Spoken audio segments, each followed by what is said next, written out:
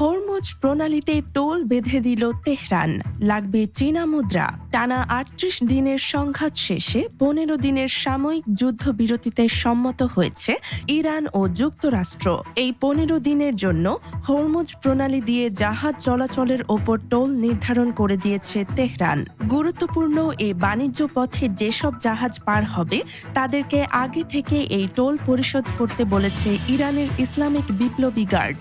আর এই toll cryptocurrency বা চীনের মুদ্রা ইউয়ানে দিতে হবে বলেও জানিয়েছেন তারা। ৯ এপ্রিল বৃহস্পতিবার এক প্রতিবেদনে এ তথ্য জানিয়েছে মার্কিন সংবাদ মাধ্যম ওয়াল স্ট্রিট জার্নাল। প্রতিবেদন অনুযায়ী যুক্তরাষ্ট্রের সঙ্গে ইরানের ২ সপ্তাহের যুদ্ধবিরতির চুক্তি চলা পর্যন্ত এভাবে টোল আদায় হবে। অপরদিকে প্রতি ব্যারেল তেলের জন্য জাহাজগুলোকে $১ করে টোল পরিশোধ করতে হবে বলে মার্কিন আরেক সংবাদ মাধ্যম ফিনান্সিয়াল টাইমসকে জানিয়েছে ইরানের এক বাণিজ্য প্রতিনিধি।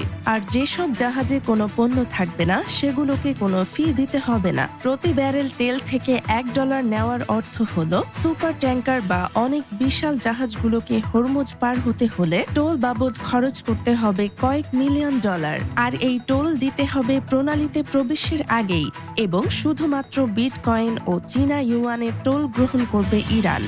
এছাড়া জাহাজ নিতে হবে ইরান উপকূলের কাছ দিয়ে, অর্থাৎ কাশিম ও লারেক দ্বীপপুঞ্জের মধ্যবর্তী অঞ্চল দিয়ে জাহাজ নিতে হবে। সেই সঙ্গে জানানো হয়েছে ইরানের বন্ধু প্রতিম দেশগুলোর জাহাজ সহজে হরমুজ পার হতে পারবে, কিন্তু শত্রু ভাবাপন্ন দেশের জাহাজ পার হতে হয় দেরি হবে, নয়তো যেতেই দেওয়া হবে না। ইরানের আঞ্চলিক সূত্র জানিয়েছে ইউয়ান দিয়ে ইতোমধ্যে টোল আদায় শুরু করেছে তেহরান।